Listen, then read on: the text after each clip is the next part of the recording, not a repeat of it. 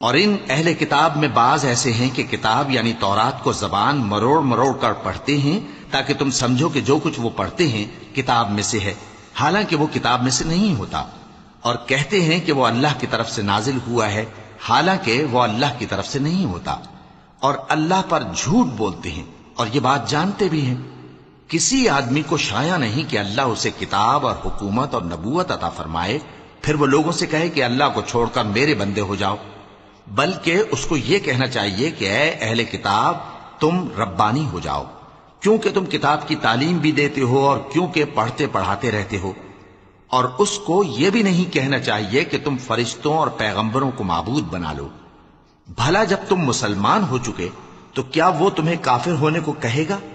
اور جب اللہ نے پیغمبروں سے عہد لیا کہ جب میں تم کو کتاب اور دانائی عطا کروں پھر تمہارے پاس کوئی پیغمبر آئے جو تمہاری کتاب کی تصدیق کرے تو تمہیں ضرور اس پر ایمان لانا ہوگا اور ضرور اس کی مدد کرنی ہوگی۔ اور عہد لینے کے بعد پوچھا کہ بھلا تم نے اقرار کیا اور اس اقرار پر میرا ذمہ لیا، یعنی مجھے ضامن ٹھہرایا؟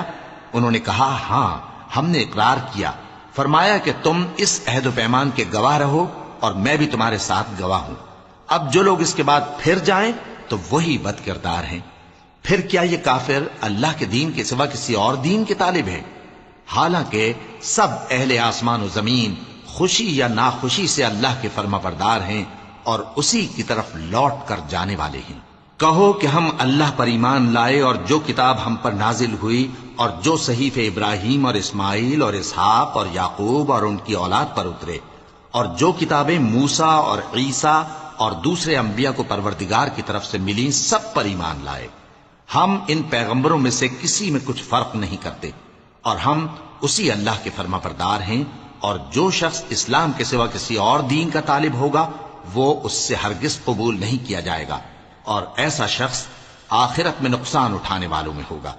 اللہ ایسے لوگوں کو کیوں کر ہدایت دے جو ایمان لانے کے بعد کافر ہو گئے اور پہلے اس بات کی گواہی دے چکے کہ یہ پیغمبر برحق ہے اور ان کے پاس دلائل بھی آ گئے، اور اللہ بے انصافوں کو ہدایت نہیں دیتا۔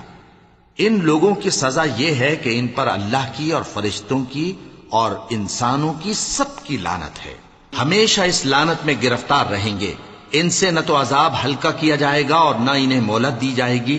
ہاں جنہوں نے اس کے بعد توبہ کی اور اپنی حالت درست کر لی تو اللہ بخشنے والا مہربان ہے۔ جو لوگ ایمان لانے کے بعد کافر ہو گئے پھر کفر میں بڑھتے گئے ایسوں کی توبہ ہرگز قبول نہیں ہوگی اور یہ لوگ گمراہ ہیں۔ جو لوگ کافر ہوئے اور کفر ہی کی حالت میں مر گئے وہ اگر نجات حاصل کرنی چاہیں اور بدلے میں زمین بھر سونا دیں تو ہرگز قبول نہیں کیا جائے گا۔ ان لوگوں کو دکھ دینے والا عذاب ہوگا اور ان کا کوئی مددگار نہیں ہوگا۔